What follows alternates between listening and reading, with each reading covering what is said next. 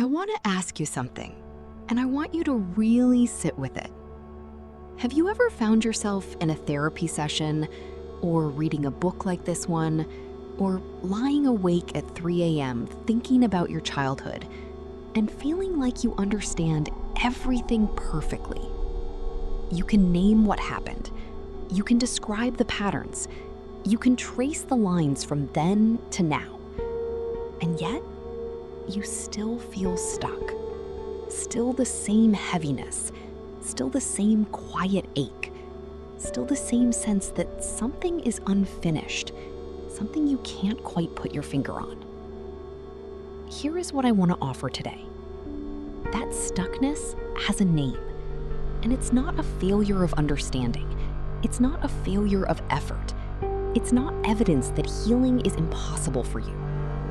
It is grief. Unacknowledged, unfelt, unnamed. Grief for the childhood you deserved, but didn't get. And in this episode, we're going to talk about why survivors of toxic parenting so often skip this step. What grief for a childhood actually looks like, and why feeling it is not the same as getting lost in it. Let me tell you why grief gets skipped. And I want to say this without judgment, because every single reason makes complete sense. The first reason, it wasn't that bad. Survivors of toxic parenting are often experts at minimizing their own experience. You survived. You're functioning. Other people had it worse. The comparison trap is particularly cruel here, because there is always, somewhere, a story that sounds more dramatic than yours. But suffering is not a competition. The child who grew up with emotional neglect did not need to be physically harmed for the damage to be real. Your experience was enough. What you lost was real, and you are allowed to grieve it. The second reason, my parents did their best. This one is complicated, because it might even be true. Your parents may have genuinely done the best they could with what they had, what they knew, what they had themselves been given. And what they gave you still caused harm. Both of these things can be true at the same time. Grieving what you lost does not require your parents to be villains. It only requires you to be honest about what you needed and did not receive. The third reason, grief feels like weakness. In many toxic families, emotions, especially painful ones, were not welcome. Crying was manipulative, or pathetic, or too much. Sadness was something to push through, not sit with. Vulnerability was dangerous. So the idea of allowing yourself to grieve, to actually feel the loss, may feel like exactly the kind of thing you were taught not to do. But grief is not weakness. Grief is the appropriate response to real loss. And what you lost was real. Let's talk about what the grief is actually for. Because many people assume that grieving a childhood means grieving specific events, the big moments, the obvious wounds. And sometimes it does. But often, the deepest grief is not for what happened. It is for what didn't. You are grieving the parent you needed but didn't have.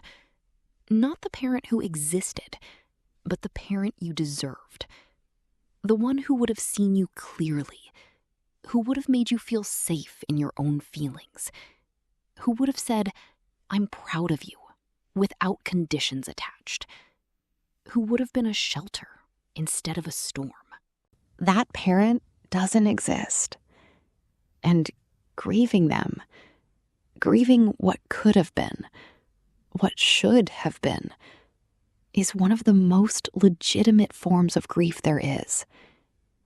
You are grieving the childhood version of yourself, the child who had to grow up too fast, who had to manage things no child should manage, who learned early to be small, agreeable, invisible.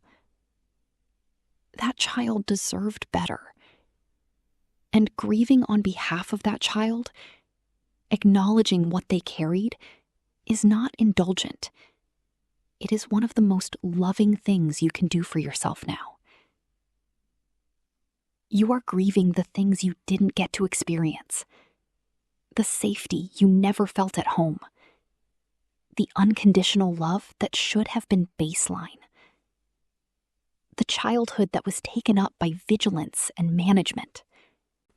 Instead of play and exploration, the version of you who might have grown up with a secure foundation, with an unshakable sense of your own worth, with the ability to trust easily, receive love fully, take up space without apology. You are grieving the version of yourself you were never allowed to become. And here is what I want you to hear. All of this grief is valid. Every single part of it. You don't need to earn the right to feel it. You don't need it to be bad enough. You don't need anyone else to witness it or confirm it or grant you permission. You are allowed to mourn what you lost. I want to address a fear that comes up for a lot of people here. The fear that if you let yourself grieve, really grieve, you will fall into it. You will get lost. You will become consumed. You will not be able to come back. I understand that fear, but I want to offer a different picture of what grief actually looks like. Grief does not look like falling apart.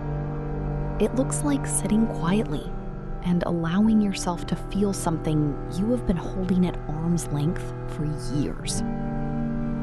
It looks like crying, not to perform pain, but because the pain is real and it deserves to be acknowledged. It looks like saying, even just to yourself, I deserved better, and I didn't get it. And that loss is real. Grief is not the same as rumination. Rumination is the loop. Replaying events, staying angry, building a case. Grief moves. It rises, it's felt, and it passes through. Not once and forever. Grief often comes in waves, but each wave that you allow yourself to feel is a wave that doesn't have to stay trapped inside you. Grief is also not forgiveness. You do not have to forgive anyone in order to grieve. We will talk about forgiveness in a later episode, and I promise it's more complicated than people think. But grief comes first. You cannot move toward any kind of resolution, forgiveness, acceptance, distance, until you have honestly reckoned with what you're carrying. And reckoning requires feeling. Not just understanding, feeling. 3 things from today. First, understanding what happened to you is necessary, but it is not sufficient for healing. Grief is the step many people skip, and it's often why they feel stuck.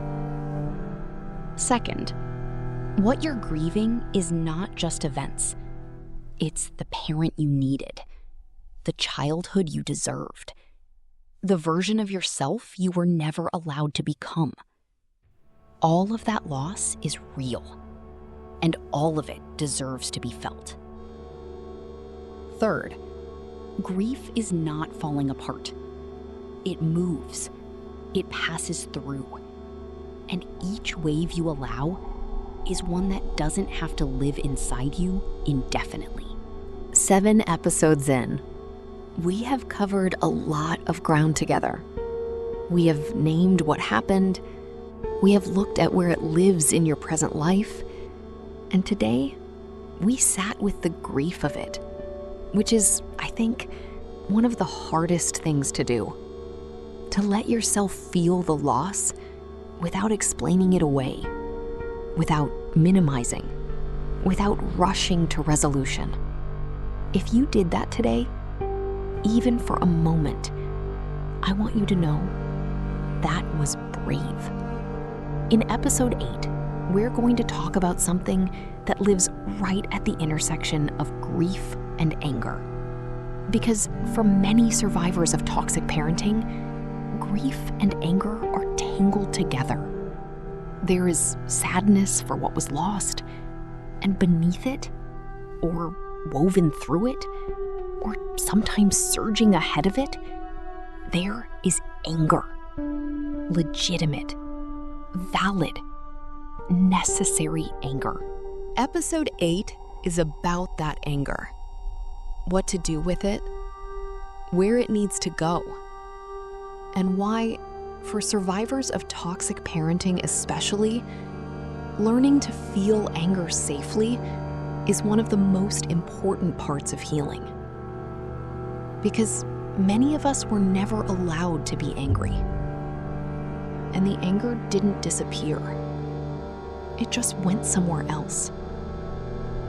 I'll see you there. Be gentle with yourself this week.